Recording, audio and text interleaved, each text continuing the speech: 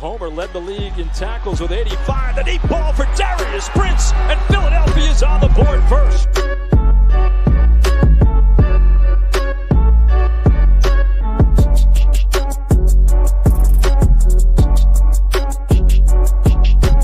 On the draw, this is Grayson Allen.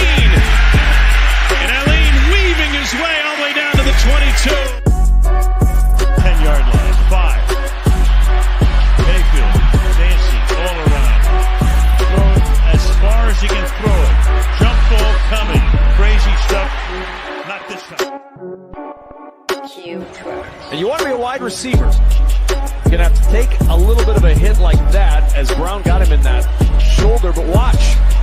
Oh, those are teeth. Do we have a dentist on staff here?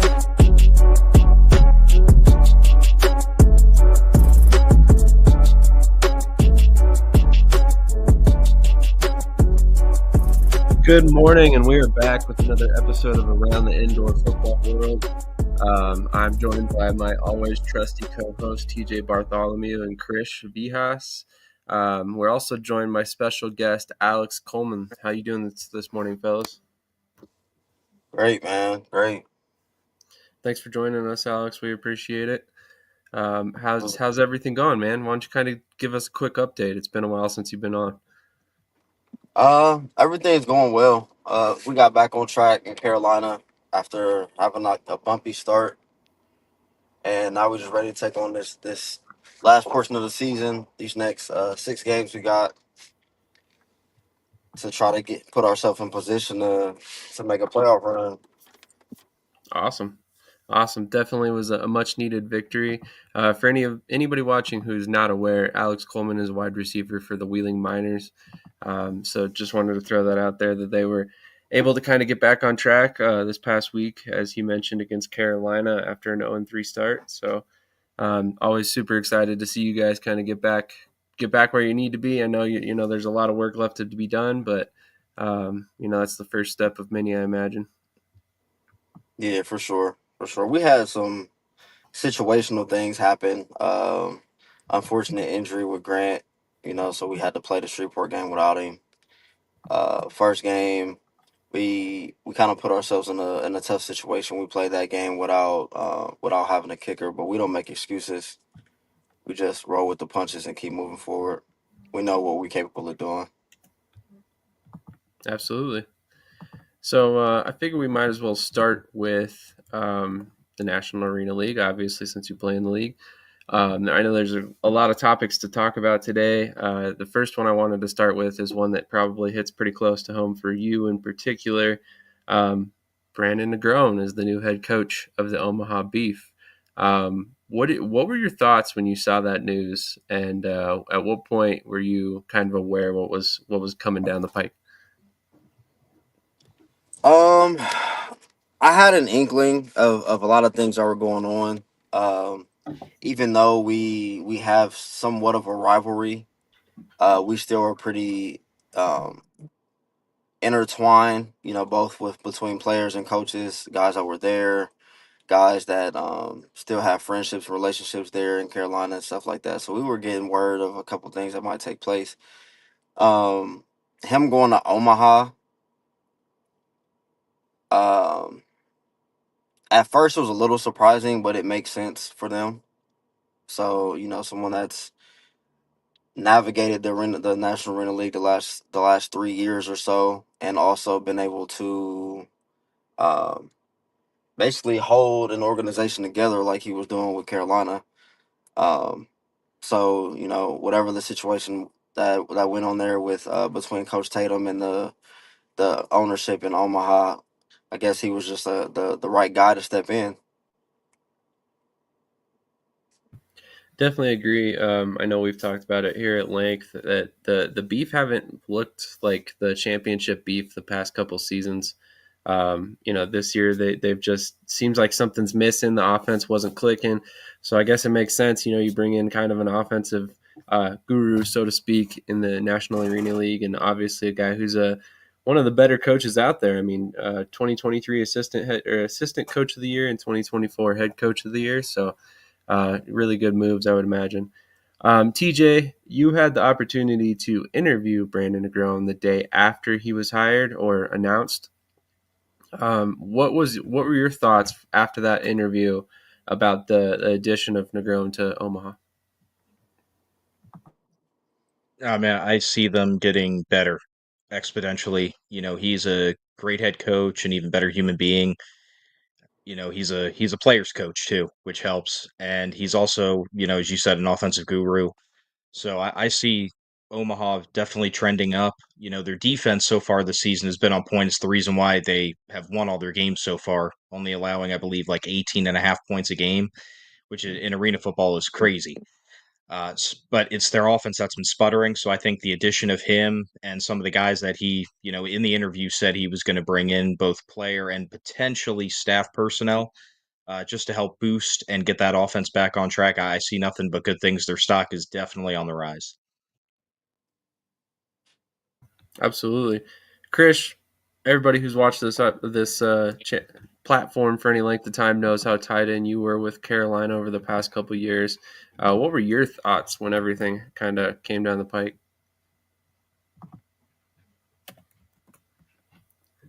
You're muted, buddy.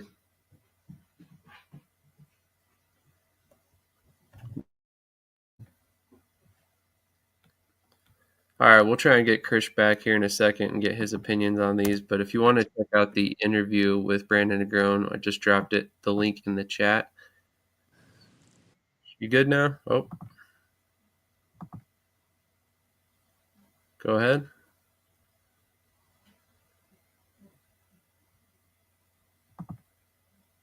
Oh.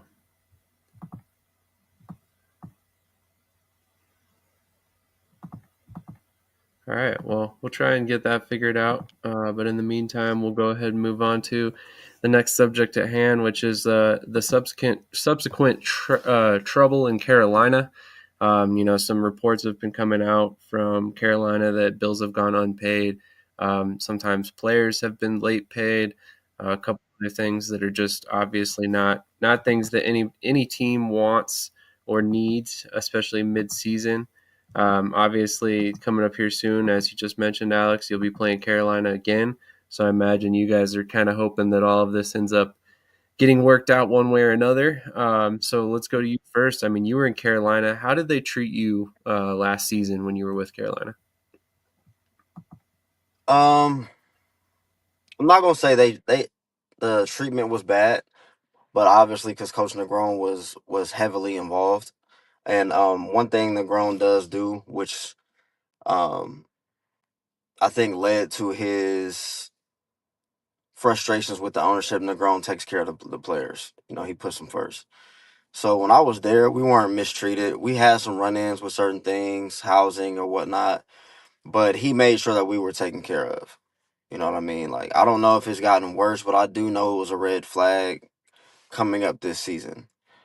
For me personally, and I know for my teammates, especially Coach Rez, we make sure that we hold up our end of the bargain and willing for all of our opponents, right? So we want to make sure that we have an opponent to play because it ultimately affects it impacts and reflects us as a league. You know what I mean? Like we're just as good as our weakest link. Like dropping a team like Amarillo, it hurts the league. I think Beaumont went like 4 weeks without a game. You know what I mean? But the integrity of the league is starting to diminish because of things like this. It's unprofessional. The IFL is the shining star league because they don't have stuff like this. You know what I mean? And I think that's been the crux of the National Arena League is like keep losing teams. There are a few teams here or there that stick around, but I don't think there are any original franchises that have stayed the whole time. Columbus just came back. That's an original franchise.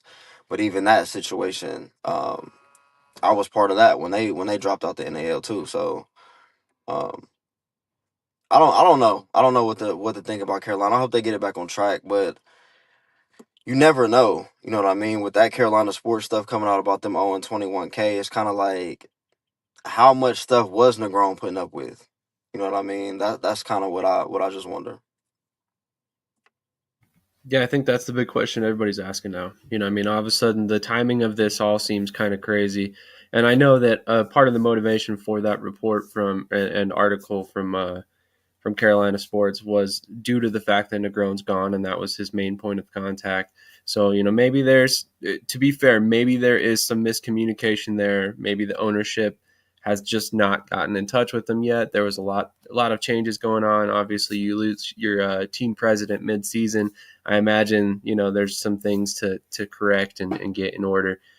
So not necessarily making excuses for them, just throwing that out there that there's probably partially that's part of the reason, but we'll see kind of how things go forward. Krish, what are your thoughts on this whole situation? I know you've probably got a lot to Right. say. No, I think Here you go. I think the whole thing is disappointing with Carolina. I mean, on the field, like they're what I expected. They're nothing special. Week one was a fluke. But I think overall, I mean, I'm really concerned. Like, I don't think they'll be able to make it forward, to be honest. I mean, I read all the stuff and I see other businesses coming out saying that they owe them this amount of money, that amount of money. And I think the lack of transparency from the Cobras organization has been completely disgusting through this whole thing. The league, I know the NAL doesn't value transparency, but they haven't put out any statement. They haven't said anything that's going on. Like, that's one thing I appreciate about Coach Reyes and Wheeling is he's always transparent. He always says what's going on. He tells it like it is. There's no one in Carolina telling it like it is. They're only in the shadows. And so I think that's starting to affect the team on the field. And I just think it's bad for the league. And your last topic that you wanted me to answer about, like Coach Negron, I'm happy for him, obviously getting this big-time job in Omaha. But these next 3 games, man, I mean, it's going to tell a lot, right? You got Sioux City twice. You got Beaumont. That Beaumont team is no sleeper. And I don't want people to forget about Coach Tatum, too. I see Coach Tatum getting shoved under the rug like he's some, bum coach. He's 15-0 and won a championship. So he deserves another opportunity to go out there and be able to prove that he can lead a franchise. And I hope next year when Sioux Falls comes back, I hope he's their number one phone call to be the head coach for sure. So. That's an interesting take, and I'm glad you threw that out there because, I mean, to be clear, I don't think anybody wishes anything ill on Mike Tatum, especially from our network. Tatum's been always really good to us, always been really communicative with anybody that kind of reached out from our network. So best of luck to Coach Mike Tatum, and we hope he does land on his feet fairly soon. In my personal opinion, like Krish said, he deserves another opportunity. I think he's kind of earned that with his performance as a coach so far. Now, we'll see where it comes, but that's the topic for another day. TJ, what are your thoughts on this Carolina situation? And we'll kind of move on. Obviously it's unfortunate. Like Alex said, it's not just bad for them, it's bad for the league as a whole. It's really bad for the sport as a whole because the casual fan, when they see this, they may look into it and see it's the NAL, or they may just go, "Oh, that's arena and indoor football." So it's really just bad for the entire sport. It's the dark side of the sport. Unfortunately, this happens more often than obviously it ever should. But it's I just don't understand how teams personally, for my personal opinion, can owe so much money, get called out for it, and just not say a thing. It's just in my opinion, you pay what you owe, you know, and it's just a really unfortunate thing. Carolina too they have a history in the NAL back in AFL, AF2. They're a historic franchise to a certain extent, and it's just really unfortunate to see this potential ending go this way. Hopefully, they can figure out a way to resolve it, but it's not looking too good right now from all the stories and stuff coming out from companies saying that they owe money. Yeah, I mean, it's obviously not anything that anyone wants to hear, especially from the league level, I imagine. But as fans, it's disappointing. Ultimately, I've heard it said before, and I don't want to. I can't remember who, so I apologize for not giving credit. But Somebody has told me along the way that as an owner of a team in any indoor football league, you're kind of carrying the torch for future teams and past teams, and how you present yourself goes a long way toward the longevity of the sport. If it gets to the point where a lot of these teams are doing stuff like this, where it's, for lack of a better term, very bush league, long term, it's going to affect the sport as a whole and not just the singular league that they're in. And that's something that we've kind of watched slowly over time, but it's something that we need to figure out how to get past, so the sport as a whole can continue to grow. Because I personally think that the sport's seen a resurgence. You see the NAL on Right Now TV, you see the AF1 on a new streaming platform that's kind of really investing into the league, and it's broadcast to the league. Then you also have Vice TV get involved, IFL Network. So I personally think we're at a kind of a special point in time for arena football, and where we can possibly see them kind of get back to where they used to be, 10, 15 years ago. But before we transition on, I wanted to kind of get you guys your thoughts on Lorenzo Brown coming back, and then also we'll move on, get your picks, and then we'll move into the IFL section. But TJ first on this one as well. What are your thoughts about Lorenzo Brown back in Omaha? I mean, I like it. It definitely shows promise, and it was a change that was needed. You know, I I just can't wait for the game tonight, and well, either tonight or next week, depending on how quick he gets, reacclimated. But it's going to make a world of a difference in my personal opinion, and I can't wait to witness it, especially as a very open Omaha Bee fan. Awesome. Let's go to Krish next on this one. Lorenzo Brown, he's a veteran in the game, so obviously he understands, how to play this game at a high level. I mean, he does have a 42% completion percentage this year. So against Sioux City and Beaumont, that's not really going to work. But I think overall, I think he's ready, to come back. And I think, again, this tomorrow against Beaumont is going to be a really tough game for them. And and we'll get into it later, but I hope he's ready for tomorrow for that D-line, for sure. Absolutely. Alex, do you have any thoughts on Lorenzo Brown back with Omaha? Whenever you can get a veteran quarterback of his stature, with his accomplishments as well, it's always a good sign, especially when you go into a place of uncertainty like they're going into right now. I know they've made a few transactions that should definitely solidify a couple things for them going forward. So I'm looking forward to see what happens. But I know you'd much rather have someone like Lorenzo back there than a question mark. I would agree. Right.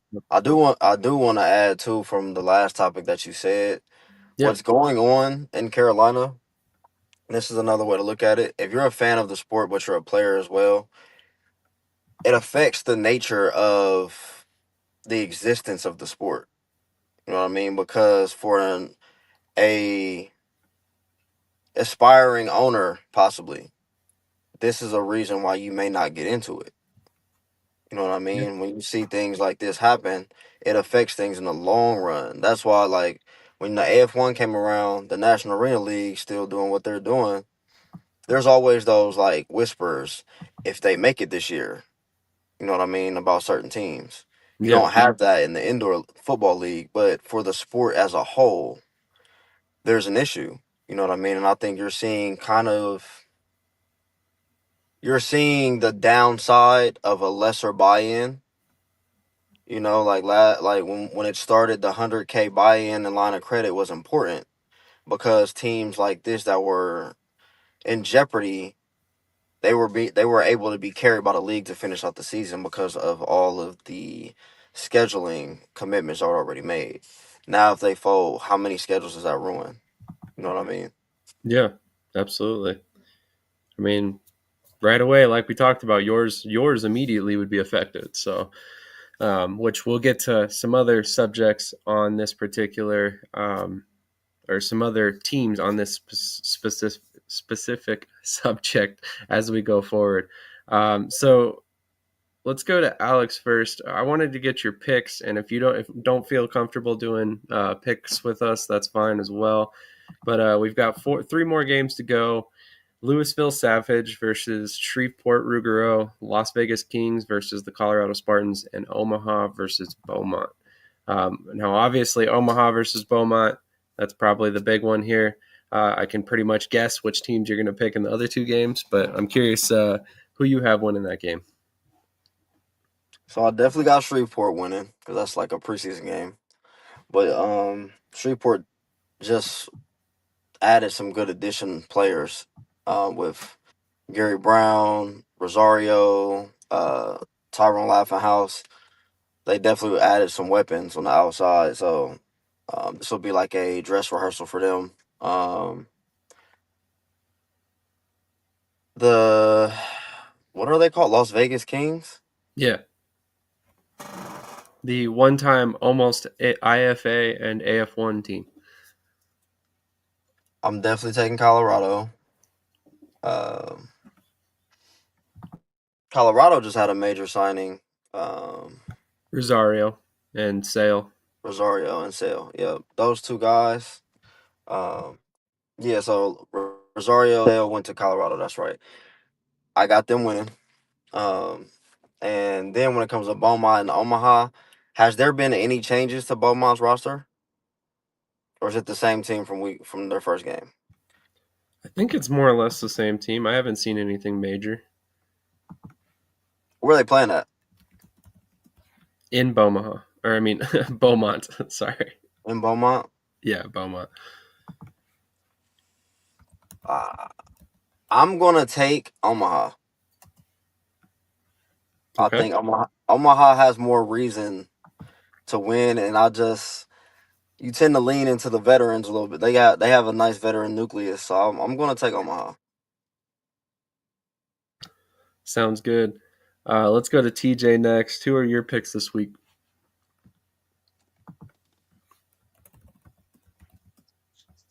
Hey, man, I'm just saying, don't sleep on the Kings. I'm going Colorado, but don't sleep on the Kings. Yeah, obviously the first 2 games, out of league games, they should be handily won by the NAL teams. And then obviously I'm going with Omaha over Beaumont, not just because I'm a fanboy, but Beaumont, due to circumstances out of their control, they've essentially had a bye month. So I'm looking at them potentially coming out a little rusty. Meanwhile, Omaha, they're going to come out super charged up with all the news and the shakeup with Coach Negron coming in, and I see that game not necessarily being a blowout, but I definitely see Omaha kind of pulling away maybe in the fourth quarter a little bit. That's fair. I like the point about the rust. That's definitely something I expect to see from Beaumont. Krish, who did you pick this week? I hope Omaha wins, but I like Beaumont. I like my boy JD Greggs, Ohio royalty. I'm really excited for Beaumont. That quarterback they got there, Colin Robinson, I think he's a potential candidate for Offensive Player of the Year. Eric Young, the running back, they have such a good team. They're deep on many levels. Their defense is amazing. Coach Solo has that offense booming. And I think with a month, I know TJ says rust. I think it's film. I think there's so much film available on these teams that they can go back and really learn this game in depth. So I like Beaumont tomorrow to win this game, and I think Beaumont wins by, I say 7 to 10 points tomorrow. Okay, and then I assume you have Shreveport in Colorado as well? Yes. Awesome. It's going to be the college football playoff effect. All the bye teams lost. It's hard to just sit back and not play ball. I would agree, especially for a month, man. That's a long time. A lot of practicing. Yeah, absolutely. And then you might get guys that are like, I don't want to wait. I'm out. Granted, it didn't happen in masses there, but one thing that we did not touch on, and I kind of did this backwards, so I apologize for anybody watching right now, is the Idaho and Carolina game last night. I had actually picked Idaho in this game. I think anytime there's a negative cloud kind of surrounding a team, it makes sense that they might have kind of an off week, and definitely Carolina had an off week last night. I will say it was pretty awesome to see their defensive lineman running the ball as the running back. So that was kind of interesting to watch. But ultimately, kind of let's go around the table real quick. What are your guys' thoughts on Idaho beating Carolina? Let's go to Alex first. I can't say I'm surprised. I know from having conversations like me, Gibson Zia, and Caleb Lowry are really close. Those are my brothers. We talked like throughout the whole process of what was going on. There was a lot of turmoil before that game, rightfully so. And then Caleb told me he was playing running back. I'm proud of him. RB1, got him 30 yards and 2 touchdowns. I mean, he has 1 touchdown, but he got 2 touchdowns now rushing the ball. I'm proud of him. Gibson Z actually had 2 sacks, so they had some good games. But when you're piecing things together like that, like Dom had to start at quarterback, Caleb starting at running back. When you're piecing things together like that, it's hard to win a game against a team like Idaho who hasn't changed anything. They got Gio back, who's been their quarterback before, so they had some more solid quarterback play with him and I think the other kid's name is like Locke or something like that. I'm not sure. But Caleb Lowe. Yeah, Lowe. So it's hard to play when your mind isn't really on the game. It's on everything else. Like, I'm sure they were questioning, like, is this our last game? You know what I mean? Because I'm sure, like, traveling all the way to Idaho and not knowing the future of your team, like, that's a tough situation to be in. Agreed. I mean, I'm sure there was some hesitancy to get on, the plane and fly out to Idaho if you're a guy who's from the Carolina area. If you don't know if you're going to get a flight back and you don't have the money in your pocket to cover it yourself, I could definitely see not getting on that plane if it's me. But, so I definitely am. I'm sure there's a few of those guys out there that did not travel with the team. Krish, what were your thoughts on this game last night? I mean, I think, you got 2nd and goal, opening drive, from the 5-yard line. Caleb, up to that point, had 2 runs for 8 yards. And you decide to throw it, an out to Riley Stapleton, and you throw a pick, right? So, I mean, it comes down to play calling. I mean, 21 points on offense is kind of, it is what it is. I understand, what AC was saying about the mindset. You still had Riley Stapleton. You still had Jordan Barton. You still had these pieces, right, that you could have worked with. And I think really, I mean, Caleb Lowry only got 11 carries. I was hoping he would get 15, to maybe 17, right? Because he was productive, right? He was averaging 3.5 yards per carry, right? And for a guy, D lineman playing that running back position, it's more like a fullback build. It's more like what they tried to do with Charles Brooks, just a bigger version of him. So, it's disappointing. That DB room, I saw the head coach come out and say, I'll go to war with anyone in my secondary any day. I thought that was really beautiful, but that doesn't win you games, right? If I was the coach, I would be cutting everyone in that secondary except Charles Reed, the young DB, and I would keep Kevin Simmons. Everyone else, they got to go. Because Wheelie, Isaiah Robinson, AC, all them, they're about to run circles around these dudes on Saturday. So I think you got to put your team in the best position to be successful. And another thing is, like, when you hype up guys like their kicker, right? They talk about their kicker like special team player of the year. He's amazing. He's 0 for 9 on field goals. Like, don't hype up players if they haven't proved anything. I think AC knows this. We talk about this all the time. Like, in this game, you got to earn your stripes, right? No one on that team except maybe, Gibson, I would say 2 to 3 players have actually earned their stripes. I mean, Mike Green is definitely a guy, and it's hard. Like, right. Mike Green, like, there was a specific play where people forget Mike Green was the defensive coordinator. You know what I mean? He was, if I'm not one or was up for defensive player of the year in the IFL multiple occasions. Mike Green is one of the smartest DBs I've ever played with, but there were little things that happened in that game where even Mike Green is like, yo, coach, because they had a time where they did jet motion at the same time into the backfield. You can't have 2 people in the box at the same time in motion. And they threw a touchdown on that play, right? And you see Mike arguing with Bonner like, yo, we got to challenge this. and it didn't happen. And that's a 6-point swing where it's like, yo, that play shouldn't have even happened.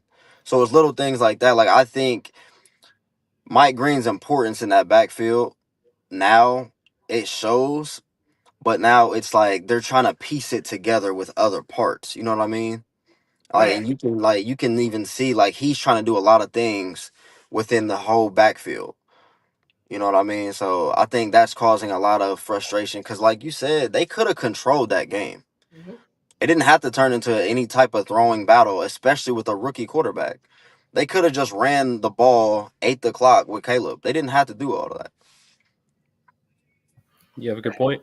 You have a good point for sure. I mean, honestly, um, I mean no shade to Mike Bonner specifically when I say this, just to preface what I'm about to say. But if you're counting on these refs to know all the rules and catch everything, you're gonna have some terrible luck winning games because they miss a lot of different calls throughout the game. And to their credit, they're human too. So I mean, at the end of the day, you have to be on your P's and Q's and pay attention to stuff like that because you will get calls that are passed on and ultimately are not seen and change the Right. whole flow of a game. So I mean that's Exactly. And something that you I pay got a lot attention of to. shade, early on for my power rankings.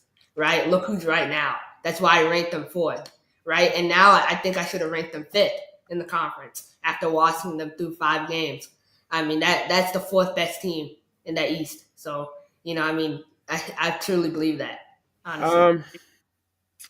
While I agree to a certain extent, I think that team to start the season was more talented than what it is currently. And I mean, again, no shade to the guys that are there, but when you don't have James Summers in the game, you don't have, Tobias Taylor who's gone, David Ross who's playing really well, a couple other players throughout. I mean, that's an effect on the team, even if it's a short-term effect. You bring in new guys and they kind of start to gel and stuff like that. There's going to be some effect there. So I'm not ready to write off Carolina just yet. To be clear, I still think they have an opportunity to be a contender this year, but they got to change some things quick.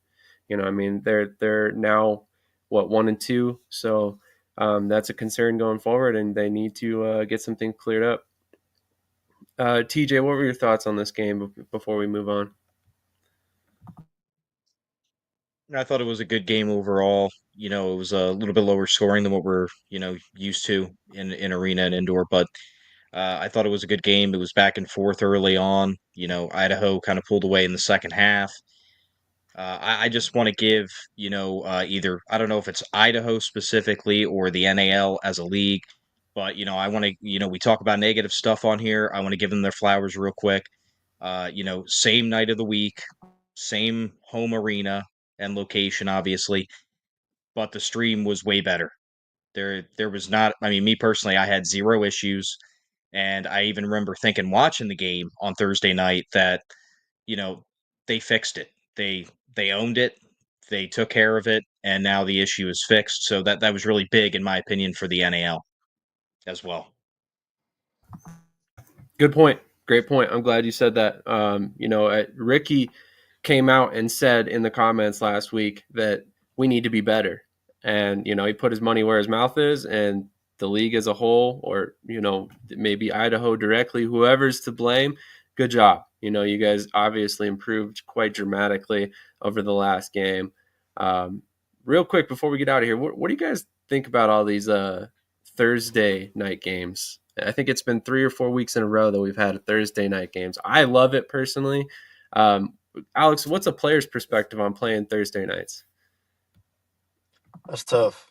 For Carolina to have played on a Saturday and spin back around and play on a Thursday, that's tough. But I don't have any remorse for anyone because we had to play on a Monday night, then flip around and play on a Saturday. So I'm not a fan of the Thursday night games, though. I'm not. Krish, what about you, buddy? We play on Thursday night in about 2 weeks. We play at home against Jacksonville. I'm not looking forward to it. Kind of from a fan's perspective, it messes up your Thursday, right? And I think with attendance too, it's hard.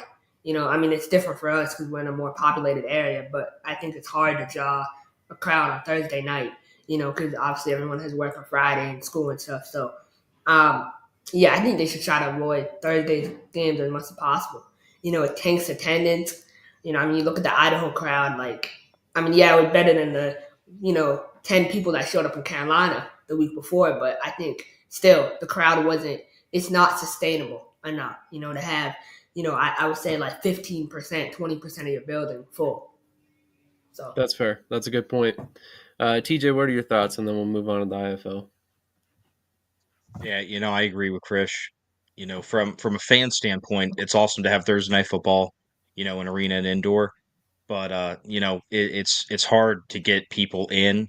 Arena football seems and indoor football seems to do the best attendance wise when it's like a Saturday afternoon, Saturday evening game, because nobody has work, nobody or majority of people anyway don't have work, no school. They have the next day off.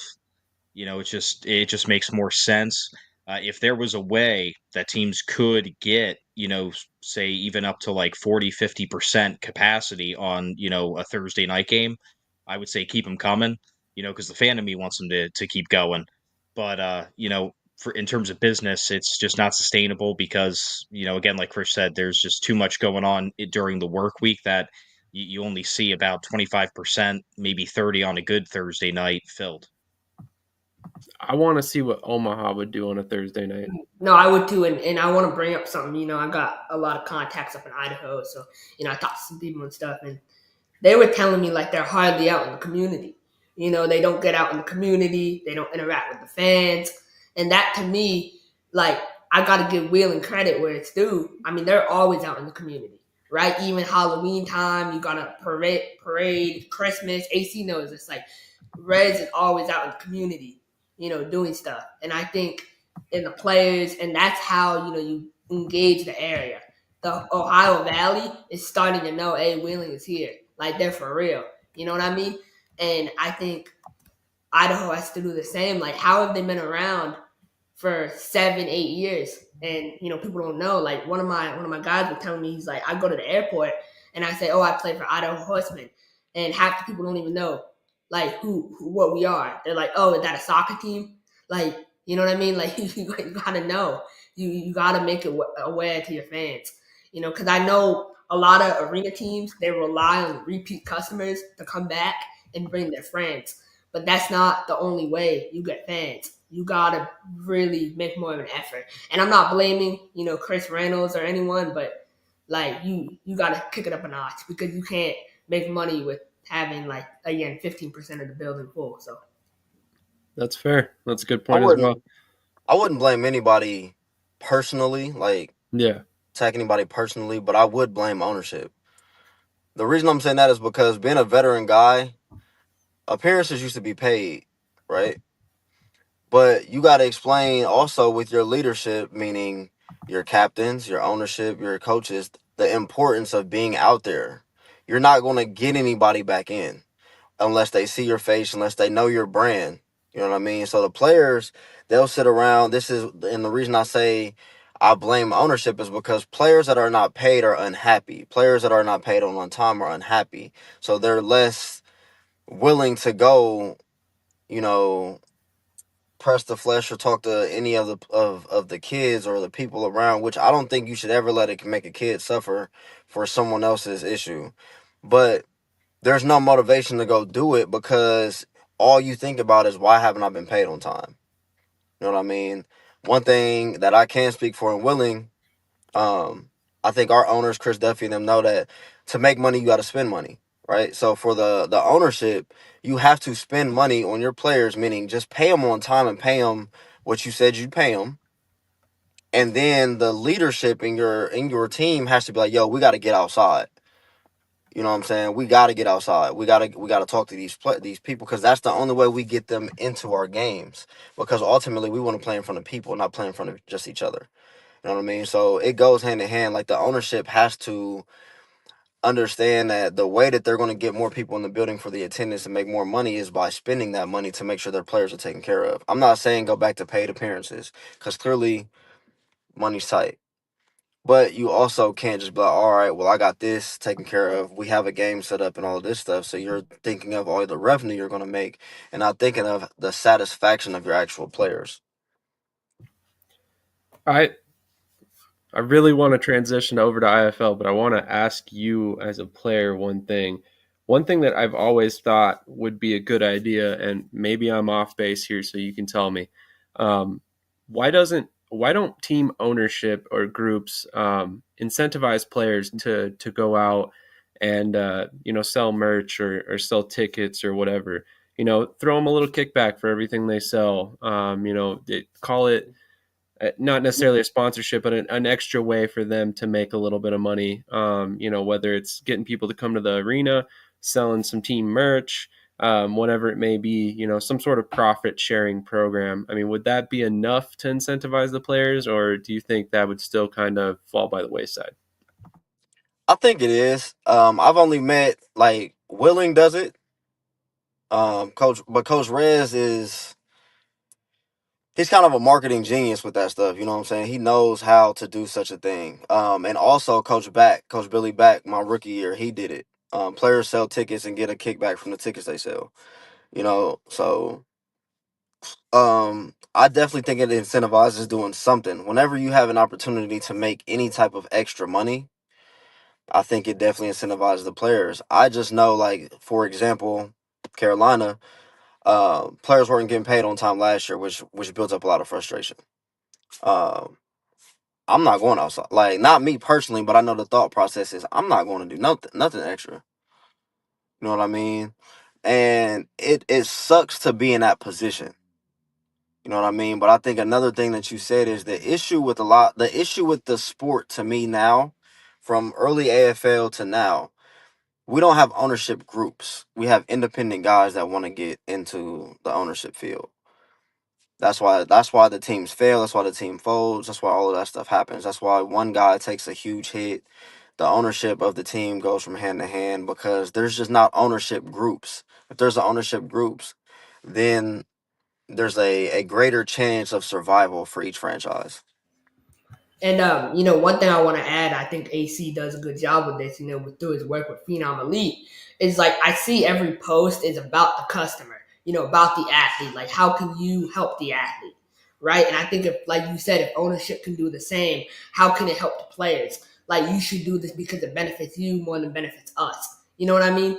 Like, it's more about the guys. You make them feel important, and you obviously throw them, $50-$100 for every event. I think. I know Oregon Lightning, they're running a camp up here during the bye week, and they are paying players, from what I've been told. So, I love to hear stuff like that, and I think the more involvement, it'll grow the game early on. Columbus did that too. They did some stuff like that. We had a kids camp, and the guys got a little kickback from it.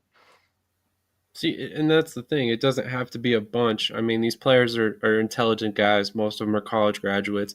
They understand, they're trying to help make the team more financially stable because at the end of the day, that means their paycheck's going to come on time. Maybe it eventually is bigger, stuff like that. So, I mean, I think you don't necessarily have to go crazy with it, but any sort of little incentive to get guys out there in the community or, to be trying to sell merch or tickets or whatever is going to add up. But that's enough on the NAL. We've spent 45 minutes talking about just that league, so we'll go ahead and transition over to the IFL here.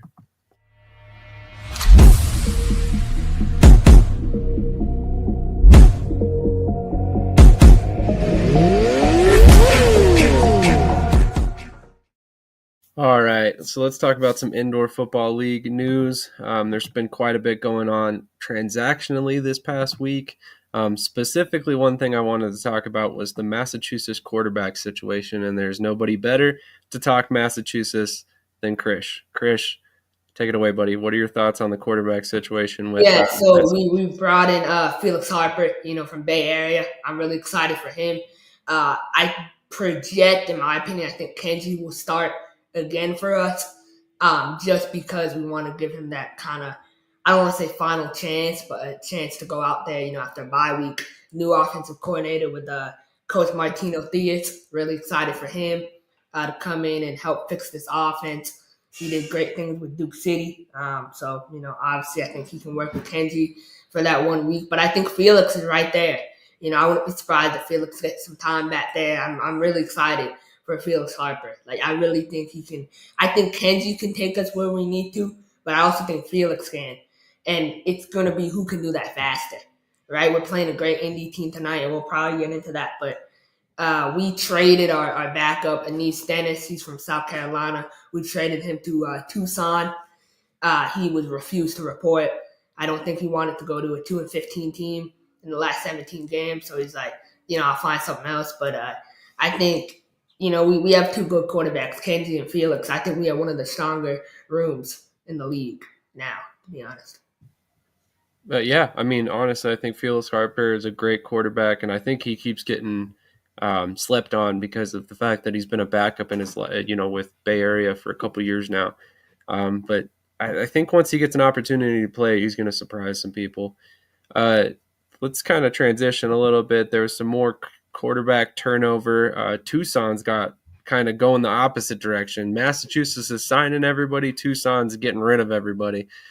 So they traded away Aeneas Dennis, like we just talked about.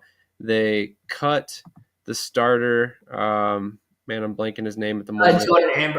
Jordan Ambrose, thank you. And then they brought in Iman Caldwell. So let's go to TJ on this one. TJ, what are your thoughts on the quarterback turnover with Tucson? I mean, they're trying to improve the position. It's obvious that they've had a not the best start to the season. So, as a former coach, I understand that.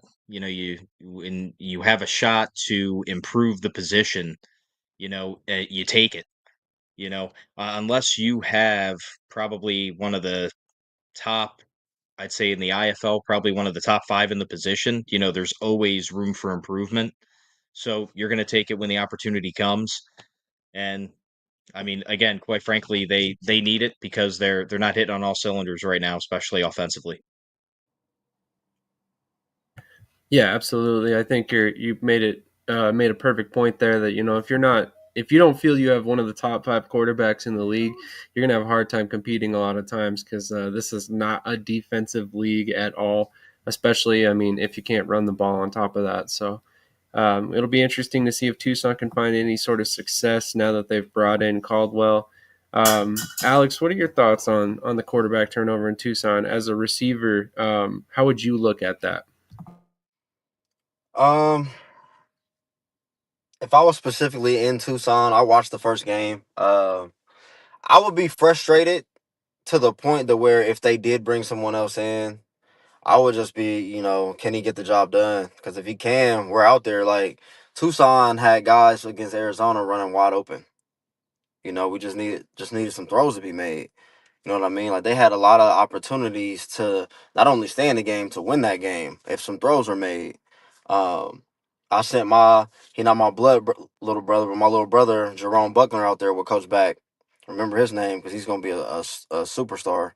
But he had plays where he's running wide open. The other guy, can't remember his name, but he transitioned from quarterback. He was wide open. Like, they had a lot of plays where their guys got open. You just got to have somebody to get them the ball. And I'm sure it would, not having Chuck, Chuck being injured and stuff like that hurt, but also having somebody with that type of knowledge, to be able to tutor whoever you bring in. Like, they have all the pieces with Sap Lynch running the ball. Like, they have everything. They just need that guy in the middle that can get everybody the ball. And Coach Back, he might be like the best offensive mind in the game. You know what I mean? Like, he's a genius with that. So I'm sure he's not going for it neither because he doesn't play any games. That's a good point. Krish, do you mind taking the reins for a minute? Yeah, I got you. So, so my thoughts on the Tucson situation. Obviously my boy out there, Anson Yarborough, right? Coach Anson. I hope he can get someone because his O-line, I think AC, you'll agree with this. I think the O-line played decent the first game. I think they gave, the quarterback there, Ambrose, enough time to throw the ball. They need to bring someone in. Like, Malik Mitchell last year for them was the best quarterback they had. Mm-hmm. My league mentor, for those who don't know, was with Tucson for about 3 games. He's from Kent State, and he just left, in the middle of the season, and he was a baller. And so him leaving, they haven't been able to find stability at that position, right? And so the quarterback free agent market, in my opinion, for indoor football is weak right now. Like, because of another league, IFA coming.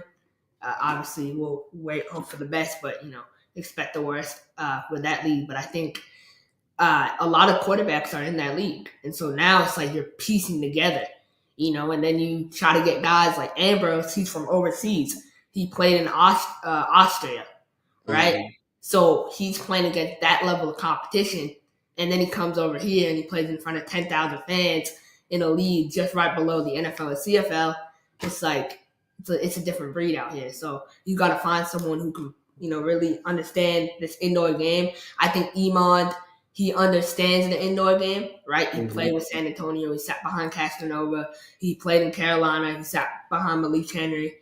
So I think he understands, how to play this game. But I think it's going to come down to, chemistry, right? Yeah. Iman, to be honest, he's not immobile at all, right? Yeah. He's a pocket passer. And in this indoor game, like AC, I'm going to ask you this. Do you think you can win with a pocket passer? In the indoor style, Yeah. I don't. Because I would say over the past 3 years, the best pocket passing quarterback was Sam Castanova. But Sam can still create with his legs. Because you don't necessarily have to be a great runner. You have to be able to extend plays. You know what I mean? When you got like a really short yardage, can you pull the ball and just get that first down? You don't have to be Daquan Neal. You don't have to be you don't have to be those type of guys. But you do have to be able to extend the play. You know what I mean? Because the essential top priority of the indoor game is running the football. It's not passing. That opens up everything. You know what I mean? So I'm not like Nate Davis is a unicorn. You know what I mean? But that's his offense. He spins the rock. You know what I'm saying? And at a point in his career, he could move. You know what I mean? So it's like that's really rare. Somebody like Nate would be the cream of the crop, right? You're not going to just find that somewhere because Nate's mind is better than anything else he has. You know what I mean? He knows the game, and you're not going to find that in free agency.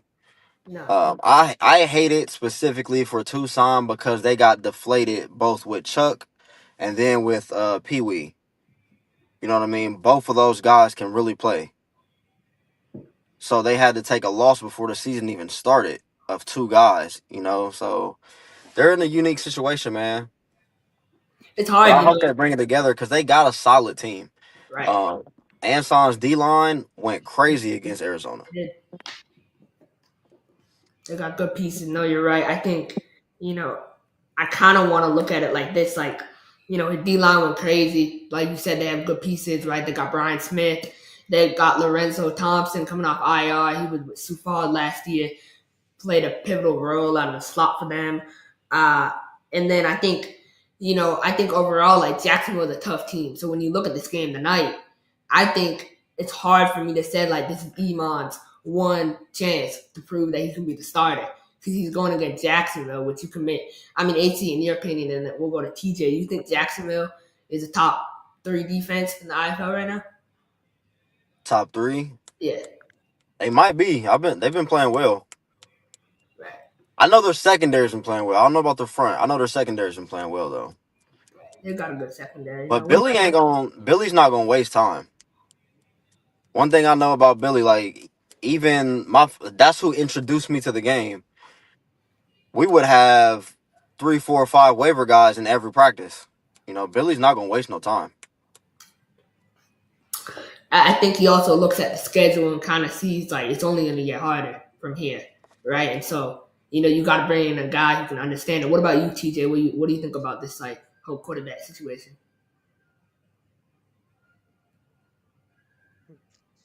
No, I mean, I agree with Alex. I got a chance to meet and know Billy back a little bit back in the NAL days, and yeah, he's definitely straight to the point, direct.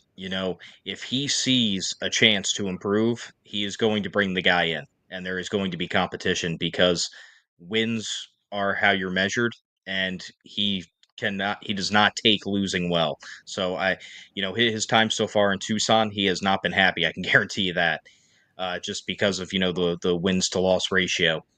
But for Jacksonville, uh, man, I saw their last game, against Vegas, and man, they were shutting the secondary was shutting the passing game down for the most part. It was really impressive.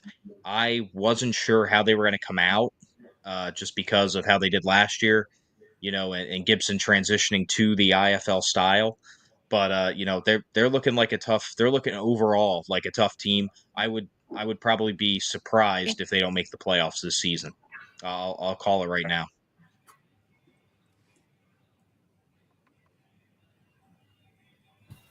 Awesome.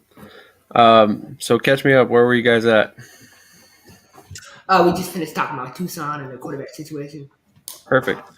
Well, on that note, let's go ahead and transition over to last night's games.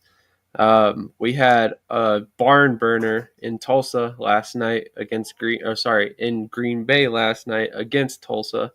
They ended up finishing the game 74-68.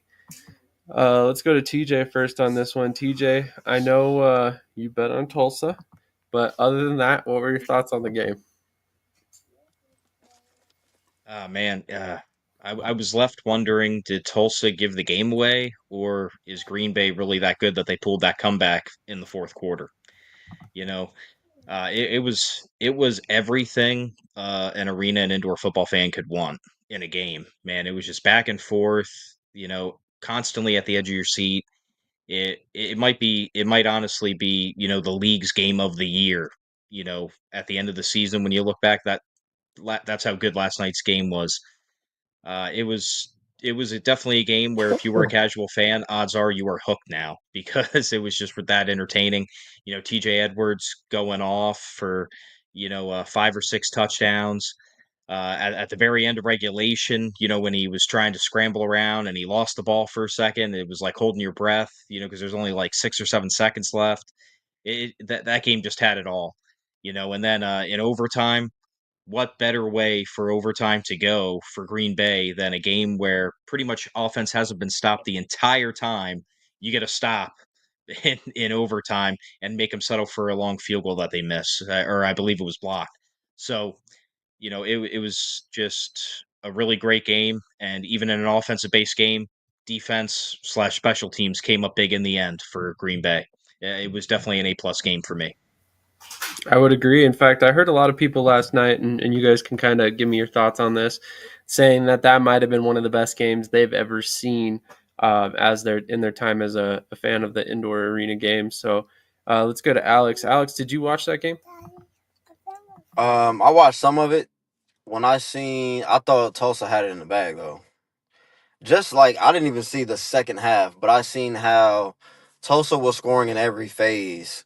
Special teams, offense, running the ball, receiving, and Green Bay's quarterback was pulling a rabbit out the hat every time. You know what I mean? Escaping sacks and this and that, then finding a guy over. I'm like, he can't keep doing that all game. Like everything was hard to do. You know what I mean? So I thought Tulsa was gonna pull away. I come back to look at it and they lost.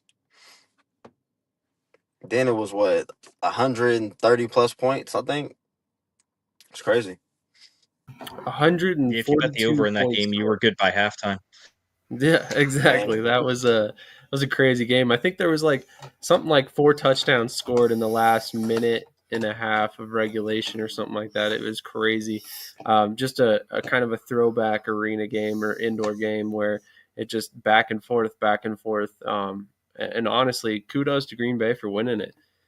Tulsa took the ball first in overtime. I thought for sure the game was going to be over at that point.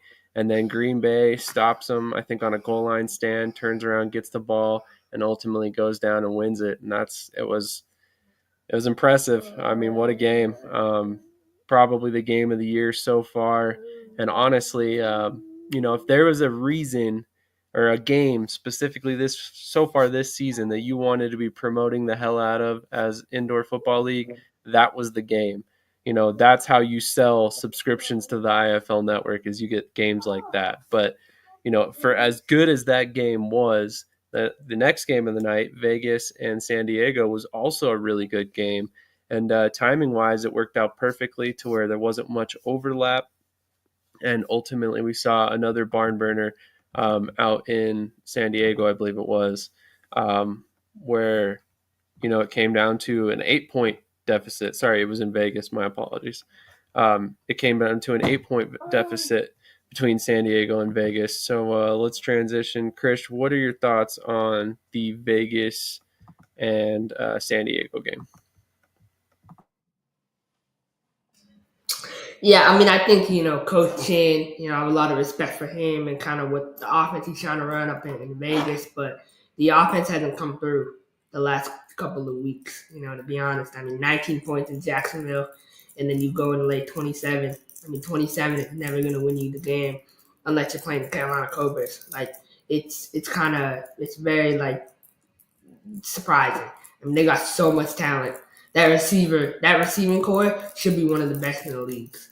I mean, you got C.J. Wyndham, Holly, Randolph, Torian Terry, Daquan Dudley, Phoenix Sproles. People forget about Phoenix Sproles. That kid can play ball. But I think overall, you got Antonio Wimbush. But I wonder, I'm really surprised they only have one running back on the roster. I know they signed that kid, Dante Jackson. He was with Duke City, and he was with the Broncos for a year.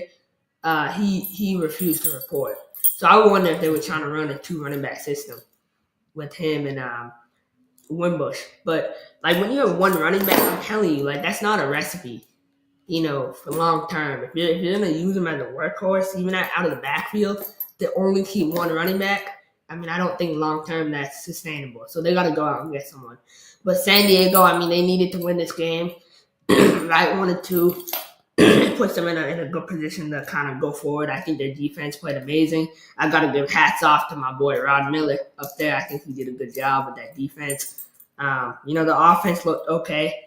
I mean, I still think that offense has a long way to go. But overall, man, they won the game. That's a huge win for them, and that's a devastating loss for Vegas. A lot of questions have to be asked about Vegas after that game, for sure. I agree. Got a lot of friends out there in Vegas, and I'm honestly curious what's going on out there, because they are probably on paper one of the most talented, if not the most talented team in the IFL. Again, on paper, and they just brought in DJ Stuckey, who was by the Bay Area Panthers. So, I mean, they're just adding pieces as they go as well, and still it seems like things aren't working out very well for them, which is quite surprising. But we're going to transition over to our betting segment. So I kind of wanted to get your best bets, Krish and TJ, and then we can kind of move on, get picks, and then hit up the AF1. Krish, why don't you kick us off on this one? Oh, I can't see the screen.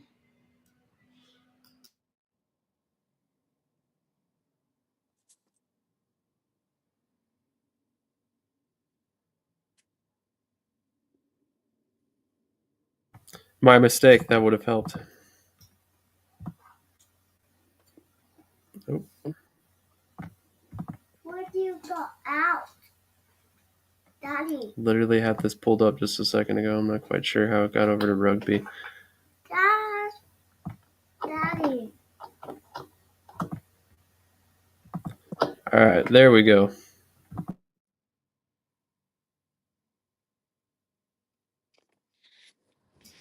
Well, I mean, right off the gate, right? I mean, I'll just tell you, my defense tonight is ready to pop some of the shit loose. So I got my Mass Pirates plus 5.5. 5.5 is really disrespectful. I don't know who's making the spreads, but we're not. I mean, that team not 5.5 points better than us. I'll let my boys talk on the field, but we're ready for tonight. I mean, I feel like we're one of the top teams in the league still. And I feel like we can get back on the right track. We're about to go on this run. So I feel really good, with the new quarterback back there. So I got us plus 5.5. And also sprinkle some on the money line, too. Iowa and Quad City. Iowa is a hot mess right now. I mean, 0-2, obviously, it's not looking good. It's sledding downhill. I mean, this is, I don't like to call for anyone's job, but like if you lose this game, I wonder, if there's some changes from a stat perspective. I like Quad Cities, money line. I also like the over. Actually, I like the under in this game just because I think it's going to be a running script for Quad Cities. Jacksonville and Tucson. Jacksonville minus 8.5. I don't see any way Tucson covers the spread. I really don't.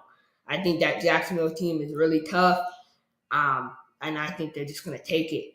The next game is San Antonio and Arizona. I think Arizona is a great team. We all know this. But San Antonio is a really good team, too, with Coach Fuller. He adds a kind of flavor, I think, they're otherwise missing. And so I think San Antonio plus 8.5 is a safe bet, and I would go the over 85.5 on that. And then Northern Arizona and Bay Area. This is hard, not from who's going to win. I think Bay Area has this game in the bag, but it's about points. And I like the under in this game because I don't think Naz will be able to get over 35 points on the board. I don't. I mean, they have 2 rookie quarterbacks. I know my boy Christian Arambi's out there, but it's under for sure. It's definitely under. So those are my bets. If you want to make some money, I think I'm the most accurate in the game in terms of IFL picks. So yeah, lay some money on the line for sure. Our pick'em rankings might say something opposite, but that's okay. TJ, what are your best bets in this one? My best bets would be, much to Krish's dislike, I'd go Fisher Freight money line. I don't think the point spread, I do agree with Krish, 5.5 does seem a little big. But yeah, I would definitely go Fisher Freight money line. If you want to try and stack bets into a parlay to maximize your return, I would do Fisher Freight, Quad City, and Jacksonville all money line. Over-unders, they are really tight. For the Pirates Freight game, I'd probably be inclined to say under, just based off of Massachusetts and they're kind of their offense is kind of in and out this season so far. For Barnstormers, Steamwheelers, I kind of see that game. I honestly, I kind of see that game popping off a little bit.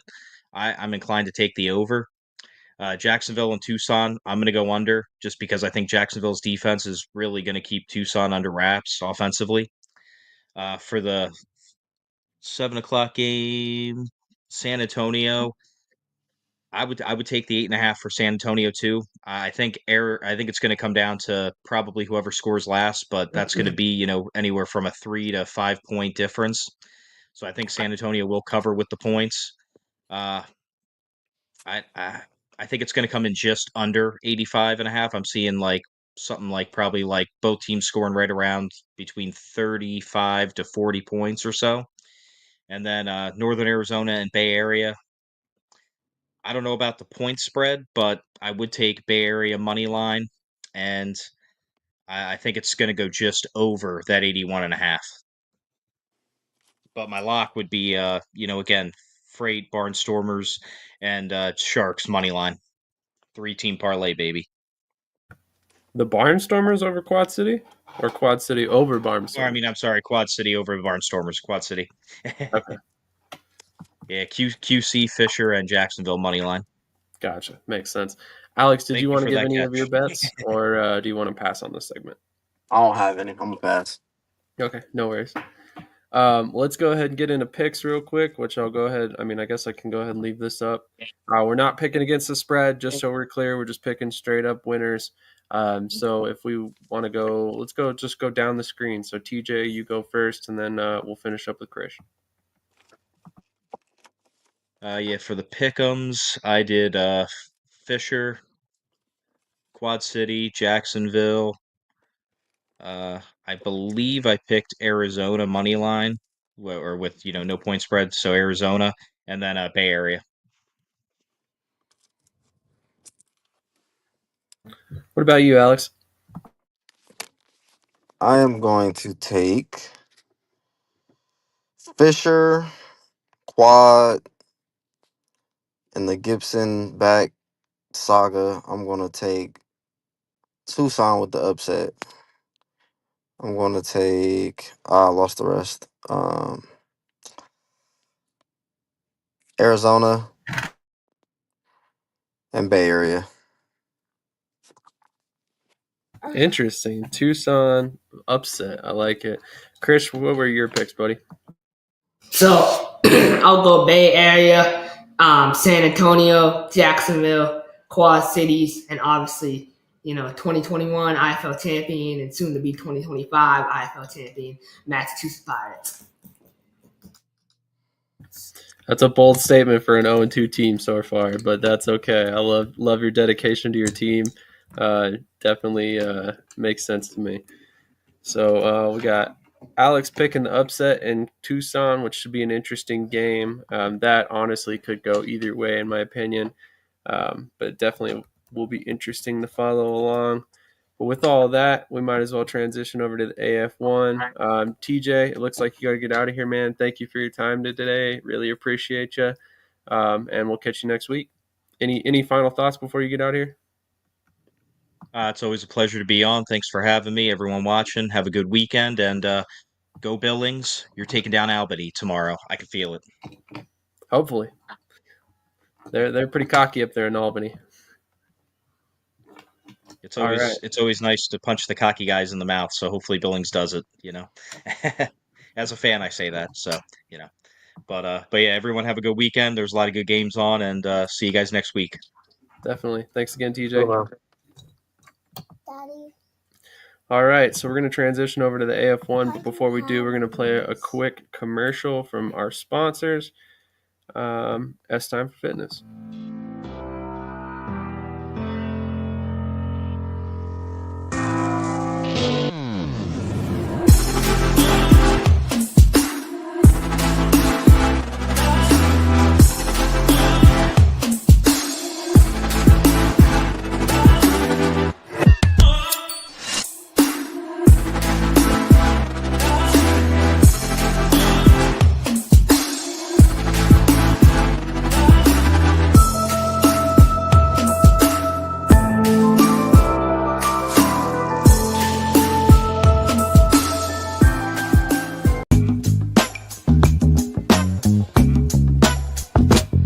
I'm just being myself, cool as can be. When I'm being myself, you wish you were me. It's so easy. Get out your own way. It's just so easy. All right, so much like the subjects earlier for the NAL, it sounds like there's a team in trouble in the AF1. Of course, we've heard rumblings for quite a while now coming out of Corpus Christi, and now it sounds like it's coming to a head. Very interested to kind of get your guys' opinions on this one. Alex, what do you know about Corpus Christi? I was played for Corpus Christi the first year of the NAL and we folded. So that's all I know. Like every team crashes and burns there. The Hammerheads, the Fury, the Corpus Christi Rage in the first year of the NAL. Like every team I know, they just had trouble. I don't know what the Interesting. issue was there. I was going to say, in your experience, I mean, is it just lack of crowd support or? Yeah, the bridge is definitely burned. When I got there, it was kind of just like a tarnished brand, like we would go try to get in the community and things like that, and they would just be so like off-putting towards the Corpus Christi arena football world because I guess like whatever had happened there with the Hammerheads team, I think they were AF2 team. It just there were too many severed relationships, and no one really welcomed us with open arms there. So we didn't have very much very much attendance at all at the game. It's a beautiful arena, right there on the water. It would be a good place to have a team. I think just, like we say, the ownership, the management, things like that. I'm not sure if they've had the right people at the helm. That's fair for sure. Definitely a lot of questions coming out over the past few weeks that they weren't getting paid. They were moving around hotels, stuff like that. It's always the writing on the wall when you start to hear these things come out of a team. But Krish, I know you have a little bit of experience with Corpus Christi and some of the things going on down there. What are your thoughts on this situation, and how close do you think we might be to potentially losing another team in the AF1? Yeah, I mean, it's going to happen, right? I mean, I don't know why these owners consistently think like they can bring in these high-level players. Like, some of these teams think they're like the Yankees. They go out and they try to get like Darius Prince, Dwayne Holland, Jacoby Smith, Reggie Howard, all these guys. I mean, last year, like, no offense, they were playing with mostly semi-pro bums. And now you're, in 1 year, all of a sudden, now you're skyrocketing. They're getting all these guys. Like, it doesn't make sense. It's a bad look because I don't know. Obviously the NAL removed them earlier, and then they go in the AF1. There's already questions about that. And they don't help their case by getting a Darius Prince. They don't. Because we all know on the screen, I think every fan knows by now, Darius Prince doesn't play for $100 a week. We know that, right? That's pretty obvious. So, I mean, he's one of the better, paid players in the sport, and that's fine to admit. He's one of the best. But I think it's unfair. It's broken promises. It's just, I've talked to guys down there. I mean, they're staying at this hotel called the Yellow Hotel. I mean, that hotel looks like it's run by the cartel. It's so sketchy. I'm like, I think it's completely inappropriate that they're about to burn their team. And then what are the excuses gonna be? Like, if they come out and they try to say, "Oh, it's the league's fault," like, no, it's not. It's your fault now. There's no blaming anyone else. Now it's all your fault. It's on ownership. It's on management. There's no escape. If the AF1 loses a team, I'll say this, and I'm a huge AF1 supporter, it's a failure of the season. Honestly, I hate to say that, but Corpus is one of the more dominant teams in this league. I know AC has experience with Coach JA down there. I mean, he's a great defensive mind, and he has that defense playing hard, I feel, on that side of the ball, and their offense hasn't been able to get it going. But, I mean, it'll be such a shame, right? And then what are you going to do about playoffs? Right, you're down to 8 teams. Do you have 6 out of 8 teams make the playoffs? You know what I mean? Like, it becomes so predictable about what's going to happen. And you don't do divisions anymore because now you don't have enough teams. There's just so many issues that can arise from this. Like, I don't even know. Yeah, I mean, I feel the same. Alex, I know you got to get out of here, man. Thank you for your time. I appreciate it this morning, and would love to have you back on anytime you're free. For sure, man. I do want to say that when they signed DP, that was kind of the writing on the wall. Like, he's out of your tax bracket. You know what I mean? Like, yeah, you can't afford a player like that. And I know DP, have known him for a long time. Like, he's about his money. You know what I mean? Why would he not be? Like, once he's made so much and accomplished so much, why would you take anything less than what you're worth? You know what I mean? And Coach J.A., when I was in Corpus, he was the head coach of the Monterey Steel. And they were loaded. Huge arena, team full of stars that made, I'm sure, well over the league minimum, well over, because they had Jacoby Jones on their team. So I don't know, man. Like, it's like that. It's just a market that everyone keeps testing, but you're not jumping from they were in the AIF, right? You're Yep. not jumping from the AIF to being kicked out of the NAL to go AF1, because I think the weekly budget was $5,000, if I'm not mistaken. They probably have one player making that.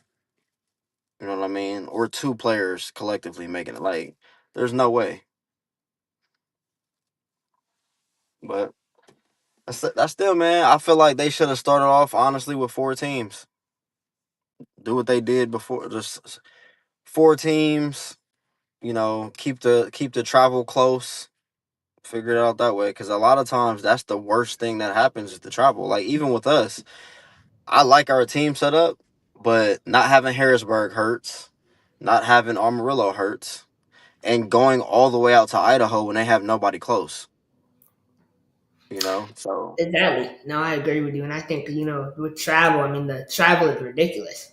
And one, I mean, you got the Oregon team flying on four separate. You got guys on four separate planes trying to get to Nashville, and it's just Mhm. so chaotic. I You mean, going got to from Billings to Washington is crazy. it's insane. It's insane. I mean, you have to regionalize it. Like I know a lot of people throw shade on the 7-man league, like the TAL, but that's what they tried to do is regionalize it. I know it's only 4 teams, but like, why do you want why is Idaho not in the AF1? Like I'll say that publicly. Like it makes more sense for Idaho to be near Oregon, Washington, and Montana. You could have had a 4-team division, right? Hmm. Because salaries are so out of line, it's like it's hard to know. Like I just wonder how they vet these teams. I really do. Like I'm really starting to think like I don't know if these leagues employ a third party like law company or someone to come in and vet these teams, but it's horrible. It's really bad. They definitely have to change it because originally the NAL started off. It was going to be called the ADL, but they didn't like the idea of being called the Arena Development League, right? But this is when the AFL was in turmoil and chaos, so a lot of the AFL players came to the NAL. The NAL was a top tier ran league, and look where it's at now. You know what I mean? Like we had the Jacksonvilles, the Columbuses, Lehigh Valleys, High Country Grizzlies. Like we had a lot of teams that could manage to pay their players and house their players. Like none of this was an issue. Getting to games, being paid on time, none of this was an issue. It's just taken such a drop, such a dive, Really and bad. until we can get people to buy in as a collective, it's just going to keep destroying itself. And I like think as a player, AC, I mean, I think you know this, and I'll go back in a little bit, but I think you know this about like in as a player, the destination spots, right? Like you have, like you said, Jacksonville, Arizona, Albany. How many destination spots are really in this AF1, right? I mean, you have Albany. You could say Billings, maybe. I think the setup they have in Seattle, Washington is amazing. I've seen the facilities they have, but that's not considered a destination spot yet. If you only yeah, have a league with 2 quote unquote destination spots, like how can you rise above? Southwest Kansas is not at that level yet. Salina is not at that level yet. To be considered a premier destination spot. I'm not saying how the teams run. I think Southwest and Salina does a great job running their organizations, but being a destination spot where players in the off season, every player wants to play for Arizona. Every play. Would you consider Nashville a destination spot? no. I mean, yes and no. Like having been there as a player, absolutely. Absolutely. Like Nashville is such a great city. But in terms of from a geographic standpoint, no. Everything is far from there. You know what I mean? But we have like the landscape of the leagues is so screwed up. You know what I mean? But at one point you have Omaha, Sioux Falls, and Sioux City like within hopping distance from each other. They should be in the same league. You know what I mean? It's the same thing with like you said with Idaho, Washington, Oregon, they should be in the same league in some way, shape, or form. You know what I mean? Wheeling, Albany, Columbus, they should be in the same league. You know what I mean? Billings and Albany should be in the same league. But it's like even in the AFL, like Portland still lasted for how long? You know what I mean? Like those type of teams that are far on the peak on the tips of the country, it's hard to get there. Like Monterey only, I mean, Corpus only made sense because Monterey was right there across the bridge. We played Monterey 3 times, but any other travel was far. So it really made no sense. But that's when, that's why you've seen in the past that when Texas had their own, what was it, the Lone Star League or something like that? They had their own league, which became the CIF, But all of those teams are right there, so it's easy to manage that with the travel being so close. No checks are going to be late, none of that. You know what I mean? Like, I feel if Harrisburg, because at one time it was what? Harrisburg, Reading, Lehigh, and Erie. It was 4 teams. They're like all in the same state, so you get essentially 8 games out of one state. That's the way to do it. Trying to get from like Carolina to Idaho. For what? You know what I mean? Like Salina and all those teams being in that little area, they should figure out a way to make that like Salina, South Kansas, Omaha, all of those teams, they should be playing against each other. But I mean, from a geographic standpoint, I don't know. Like, I wish the minds could get together, vet the teams right, and create an arena style league and an indoor style league, and just leave it like that. Okay, I'm going. That would be honestly probably the best course of action, in my personal opinion. In fact, I just did an article not too long ago. It's up on shadysportsnetwork.com. It's called I can't even remember what it's called now. Basically, it's kind of discussing the potential of an AF1 and NAL merger to kind of bring together more of the arena style football, but then also bring together a lot of these regional playing partners, Washington, Idaho, Billings, Oregon. And then on top of that, you've got the guys in the Midwest and then the teams in the East as well. So would have made a lot of sense at this point. That article is probably outdated because a lot of the teams have kind of gone by the wayside due to costs. So it's definitely something to look forward to in the future. Hopefully some of these teams come together and create one major league, because it's necessary at this point, I think. Yeah, I agree. Well, thanks again for your time, Alex. I appreciate it. Like I said, would love to have you back anytime you're willing and able, and we'll definitely wish you the best of luck next week, and we'll see you in the future. Absolutely, guys. Thanks for having me. Of course. Have a great day, sir. You too, man. All right, Krish. So we got a couple more topics to discuss, one of which I wanted to get your opinion on. Billings has signed a new kicker. A couple weeks ago, everybody made a big point that Bailey Giffen had come back for one game in the 2025 season, only to retire the following week after not kicking a ball for what he said since the championship game. So kind of crazy he did so well in week 1. They brought in another kicker for another couple weeks, and then this past week they signed a guy who has actually been on this network previously, Dean Faithful. Dean Faithful is a former soccer player who actually originally graduated college back in 2010, played some professional soccer for a few years, then went back to college in 2021, right after COVID, with CSU Pueblo, and then ended up in the CFL last season with Edmonton. He is 37 years old, and was a rookie last year. So now he gets his first crack at arena football. He's been practicing on 9-foot wide uprights for the past couple months. So it sounds like he's ready to go. What do you think about this transaction, and how big is this for Billings, who have had some struggles at kicker since Giffen retired? Yeah, I saw him under, Mike Davis's post. He wanted to come to Vegas. Mike Davis, ignored him and decided to sign Paul Ortiz instead. I honestly respect Paul. I think he's a good kicker. I think Dean is better from what I see. I think Dean is very talented. I've watched a ton of his film. I'm really excited for Dean. This is a huge opportunity for him to establish himself. Is he from around here? Do you know? Is he from the States? No, actually, he's from England, and he's over here. He had a work visa, I believe, but he actually, he spent some time in Colorado. That's a big reason why we've kept in touch. Yeah, and I think, Ryan Knight, he was the previous kicker. I think the reason why he got cut was body language.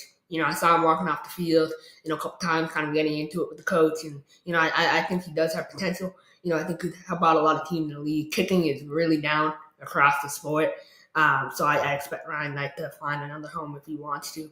But I had a prominent team in the AF1 hit me up about a kicker, right? And their kicker has been doing pretty solid. So that just tells you about, the landscape of the kicking game. But I'm excited for Dean. I think he can really establish himself with the premier organization. And if this works for him, like, this could be a long-term spot, for him. So. Oh, Sorry about that. I think so too. I think if you're the right kind of guy and you get on Coach Walker's good side, he's not going to look to replace you for no reason. So another big move that Billings made was they brought in former Carolina Panther Kevin Voiles, another guy that had left, Carolina Cobra, not Panther, my fault, that had left after all the questions started opening up about Carolina. What was your thought on that move? I mean, I know you're kind of tight with a lot of the guys there. What was that? What was your reaction?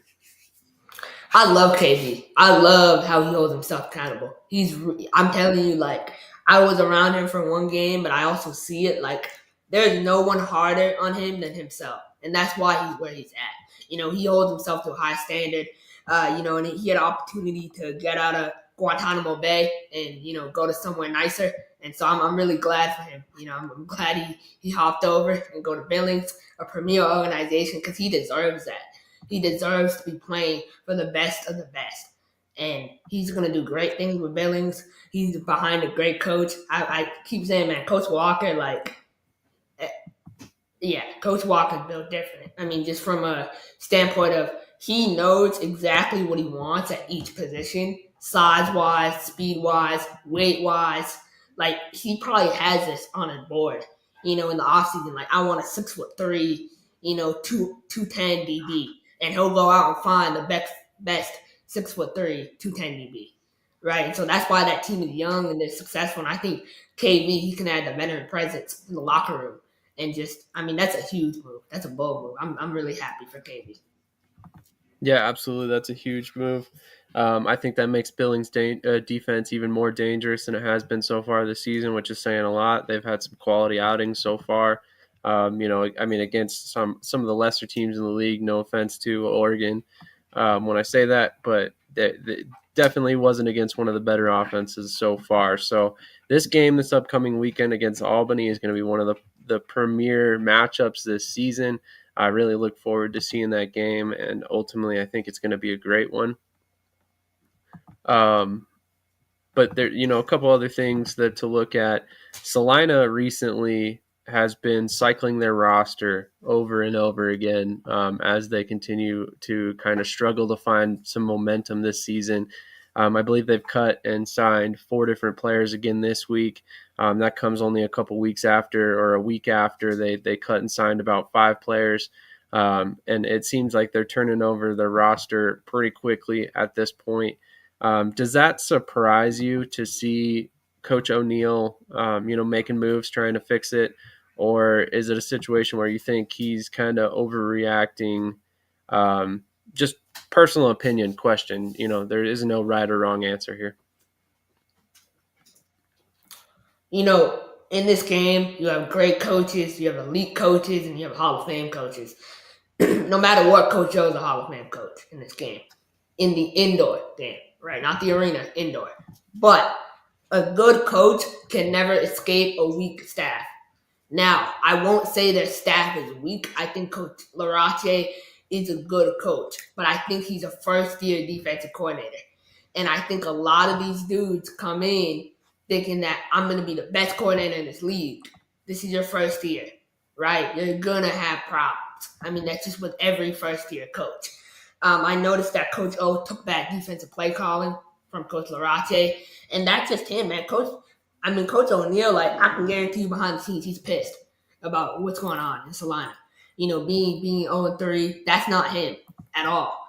And so for me, it's like the main position we needed to address. You had a week and a half, you had 2 weeks, you had a bye week. Then you have this week, is quarterback.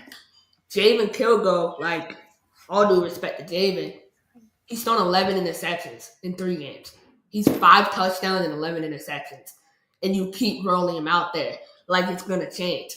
So today, against Southwest Kansas, they're going to start Jamario Benson. I'm just letting y'all know this. Jamario Benson is going to start for them at quarterback. He's an athlete. Is he meant for the arena game? I don't know. We saw him last year. He looked good. Desmond Epps, that's a good power move for them. James Jones, right? They give him 1 year. Obviously I'm kind of biased, but he should have went to the other F1 team, but that's my opinion. But I think like he won one week. Like, yeah, I agree with that comment, by the way. But one week, and they cut him, and he's a rookie. So I mean, they signed Jacoby Papaloni. He was with DB with Tucson. He's one of Gabe Martinez's clients. He's a good DB, he has experience. So they're trying to turn it. But they got dudes on that team, like again, they're just playing to play. Like it's pretty obvious. It's pretty obvious which dudes are checked out and which dudes are all in. So Coach O's trying to battle that, plus battle the inexperience. He's against a lot. Absolutely. Absolutely. And I think, a lot of these teams have been really strict with their budgets this year. So, primarily because of the issues last season. You take a huge hit last year. A lot of these teams are trying to weather the storm through this season and maybe get back to where they once were after this year. But, it's tough when you have, the kind of travel the AF1's faced with right now, on top of, the fact that you've got certain teams like, out there playing money ball, Albany being one of them, Nashville, I think that has pretty high payrolls, teams like that are clearly paying guys because they're getting some of the premier talent in the indoor realm. So we're going to transition over, and I'm going to get your best bet for the AF1. This is on Bettor's Edge. Just a quick reminder to anybody who wants to bet on the AF1, Bettor's Edge is a little bit different.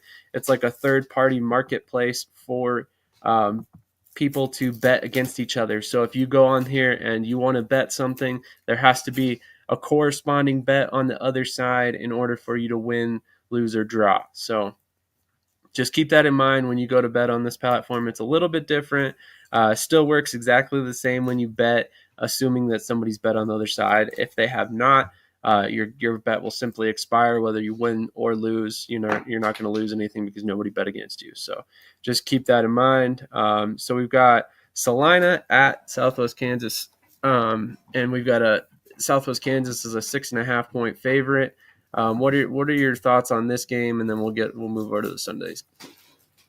So I got my media side and I got my scouting side. So anything I say on my media side, like that's a different personality. So I can tell you, Coach Thomas, he hasn't slept probably this whole week. I mean, he's been up. I don't even know. Like he's probably been really suffering this past week. Because they should be 3-1, but one play away. And I think that's the message all week. It's been one play away. And I think this is a good opportunity for them to come out against Salina and put their foot down and say, this is the way it's going to be. Like we run, we're one of the top teams in this league. We can go 3-2. We don't know what next week has with Corpus. So we just need to focus on this week. I think Southwest is going to come out and they're going to try to put belt to ass on Salina. And I think they're going to cover the spread, 6.5, the money line, and the under. I love all three, money line, spread, and under. I would parlay. I don't know if you can parlay all three, but that's my best bet for sure. Interesting. Was not expecting that. So, if you're paying attention, money line, spread, and under. And if you can, try and 3-leg parlay that. I'm not sure if you can, honestly, especially on this site and the way it works. Moving on to Sunday's games, there are 2 games. Washington at Corpus Christi, and then Albany at Billings. Corpus Christi at Washington, and Albany at Billings, I believe. So what are your thoughts on this one? It looks like we've got bets on Billings with the points, and then the away winner, and then also the spread on Washington and Corpus Christi. Right, so I mean, Washington, they're a weird team because I think they need help on the defensive side. But I think that O-line is going to get crowd skilled. I'm just being honest. 0 points in the second half. You can't win like that. But then I think Fred Payton has had issues. So I think, honestly, I wouldn't be surprised if Washington finds a way with everything going on in Corpus. It's been a long trip. Guys are checked out. Certain veterans. I'm just going to be honest. If I'm DP, and if they're actually not getting paid, I'm not going to go hard. I'm just going to take it easy, take a game off, because everyone knows what he can do, right? So he doesn't need to prove anything. So I like Washington to cover the spread, And I like the under 72. I think 72 is a bit high for this game. Albany and Billings. Wow. Sunday Night Football. I mean, how can you not be excited about that? Like, this is one of the primetime games in this league. To be honest, I think Albany. I like Albany. I like the money line. I like the over. I don't like the spread, but I like Albany to come out and win this game. I think Coach Ware is going to want to set the tempo, and I like everything that he's building up in Albany, and I think he's trying to build something that's a powerhouse. And so I like Albany to win this game. I think they're slightly ahead of Billings right now. Interesting. I actually picked Billings in this game. I just have a feeling that they're going to find a way, especially with the pieces they've brought in over this past week. If they can get a pass rush and get in Sam Castronova's face, I think you completely derail everything Albany wants to do on offense. They don't really have the rushing attack to kind of quell that if it comes to it. In my opinion, I could be proven wrong. No offense to Trevon Shorts. Dude's a baller. But yeah, anyway, moving on. Let's go ahead and get your overall picks, and let's go ahead and wrap this bad boy up. I think we've taken up enough of everybody's Saturday so far.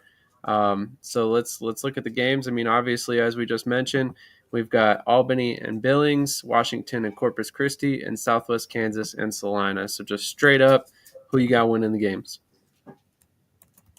Southwest Kansas, Billings, and Southwest Kansas. I'm like Southwest Kansas, Albany, and Corpus Christi. Gotcha. My only difference is Billings. I've got Corpus Christi beating Washington, and I'm hoping Southwest Kansas goes ahead and takes home a victory against Salina as well. Definitely going to be a tough game there. I think that the game against Salina and then also the Billings-Albany game are both going to be great games. So, I mean, if you're looking for some arena football on your Saturday and Sunday this weekend, I would strongly recommend you catch both of those games. And don't sleep on that Washington-Corpus Christi game either. I bet you that's going to be a good one as well. Ed Crouch has Washington balling lately, so hopefully they can find a rhythm and make this league a lot more competitive. At the end of the day, competitive games are good games. So no matter what the score is. I think people like that Southwest defense is crazy. Like, I'm just being real. That Southwest Kansas defense is that D line, especially with Nick Evans coming in. Like, you got Robert Cooper down there, right? D lineman. Like, that D line is crazy.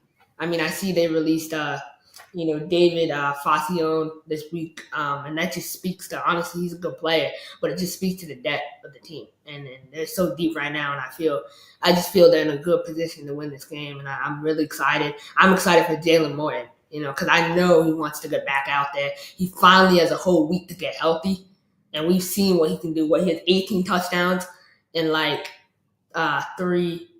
touchdowns in 4 games, I think. It's something crazy like that, so he's ready. For sure. Definitely excited to see what he can do after getting healthy. He banged up his ankle a couple weeks ago against Albany and played on a short week against Washington. So definitely looking forward to seeing what he's able to do in this game. Looking forward to see what Salina does at quarterback. I'm with you. I think Benson is probably the play here. He's not your typical outdoor arena football quarterback. In the fact that he's not going to sit back in the pocket and just dice you up as a passer. Traditionally, he's going to get on his horse and run the ball a lot. But that's okay because against who you're playing against. You're playing against Southwest Kansas, who runs the quarterback more than anybody else. That's why Morton is leading the league in rushing currently. So with that in mind, I mean, you can kind of go into this game and play Benson and play right into that style. So, maybe this is a slower game, not as much passing, but I have a feeling it's still going to be a quality game to watch. Real quick before we get out of here, I know it's been a little while since we've talked anything with the TAL, but the Iowa Woo just recently announced their staff. Pretty solid, experienced staff. So I'm kind of curious on your thoughts. Our guy, Trey Ivory, assistant head coach, offensive coordinator. He was supposed to be the head coach of the Amarillo Dusters earlier this offseason, but we all know that they kind of fell apart. So he ended up with Iowa as the offensive coordinator. Then you got T.S. Jackson there at the defensive coordinator position. They returned their special teams coordinator, and I think it's Richard Mann who's the head coach, correct? Yeah, Victor Mann. Yeah. Victor Mann. I apologize, not Richard. That's my fault. So what are your thoughts on the staff overall? I mean, I know some guys we know pretty well here at the network. What do you think? Look, I mean, Coach Mann is established in this game, right? He has a lot of respect for him being able to take guys from semi-pro and develop them into professional players. My question is, does his style of coaching still work in today's day? And I think it's going to be interesting to see that. I think it still does. You have Coach Ivory coming in. He has experience. And then, I project their starting quarterback will be Ron Sharp again. He started last year, connection with Coach Mann, so they'll probably end up bringing him back. And then Coach Jackson, obviously has experience as a head coach with Topeka. That did not go well, 1-20. But again, head coach, some people are just meant to be coordinators. There's no issue. There's no issue to be just a coordinator. Like, you can be a great coordinator.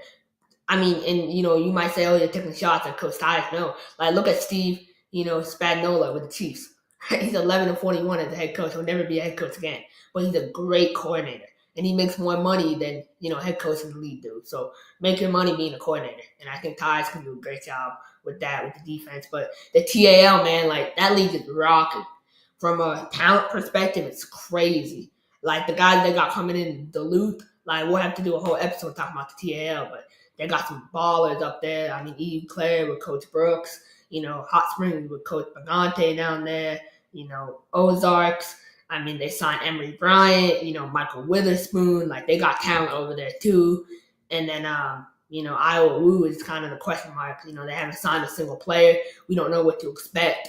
Do they bring back Olive Bryce? Like, what do they do? So it's a lot of questions. But I think Iowa, that's good. That showed me, like, they're trying to be competitive in the league, for sure. I agree. I mean, honestly, look at that staff. Like you just mentioned, you bring in a bunch of former head coaches as coordinators, and honestly, I think there's a good reason why those guys are where they're at. And I mean, they obviously believe that Iowa can be competitive in 2025. So let's see what you got. Those might be two future head coaches on that staff right now. So I mean, we'll be keeping an eye on Iowa for sure. And then as well as the TAL, as you mentioned, they're rocking and rolling. I mean, if you're looking for a league that's stable, that looks like it's got a good foundation, that looks like it's headed the right direction, you could do a lot worse than the Arena League. 4 teams in 2024 didn't have many issues in terms of financial viability, teams dropping out, schedule changes, nothing like that. And then you add 2 teams with Eau Claire and Hot Springs Y guys, and then you bring in 2 hot up-and-coming coaches in Tay Brooks and Bones Bagante. So, ultimately, I think there's a lot to like about the TAL. And, I think I mentioned this on here once before, but if you're the Hot Springs Wise guys, like, tell me you didn't hire Bones Bagante just a little bit because of his name. I mean, you're going with the gangster theme. You can't tell me his name doesn't fit perfectly, but that's a subject for another day. Thank you to everybody who tuned in today. We really appreciate you guys' support. As always, we have all the sponsor links down in the description on YouTube. Always hit up those sponsors when you can. Use our codes that help support us and helps us promote and create better content, and then also more consistent content. Then on top of that, if you really want to support Shady Sports Network, you can jump over to the website, check out our merchandise, shoot me a direct message or something like that, and we'll get you guys some Shady Sports merch. On that note, we're going to go ahead and jump out of here, and we'll leave you with one last sponsor commercial. SeatGeek is the ticketing app for fans like Boomstick Lady. No free throw is safe from the roar of her sticks. SeatGeek helps her find a seat in the direct eye line of the shooter so she can sit where her boomsticks make the biggest boom. Everybody okay? I'm a game changer.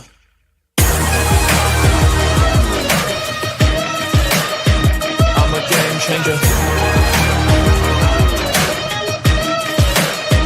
I'm a game changer. I'm a game changer. I'm a game changer.